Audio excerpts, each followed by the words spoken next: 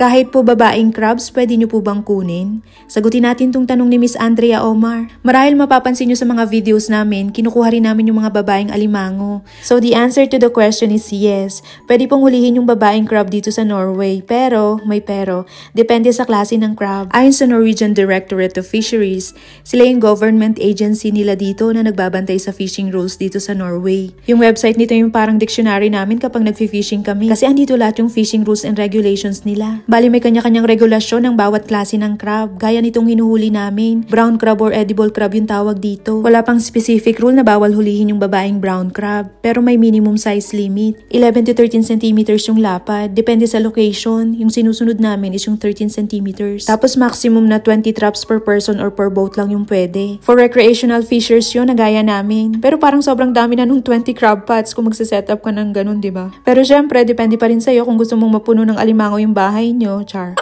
Iba rin yung rules para sa mga commercial fishers. Ito yung mga businesses. Sila yung mga registered professional fishers na may fishing license, registered yung fishing vessels at authorized sellers. Mas maraming traps yung pwede nilang gamitin at saka required din silang i-report yung mga nahuli nila. Pagdating naman sa ibang klase ng crab tulad ng king crab, may specific rules din. Tulad nung pwede rin hulihin yung babaeng king crab pero may quota, lalo kapag commercial fishing at nasa quota regulated area ka. Ang dami pang rules pero yung sinusunod namin ay yung para dito sa brown crab kasi ito yung nahuhuli namin. O siya, comment down below kung may mga tanong pa kayo. Ayun lang, thanks for watching, ingat!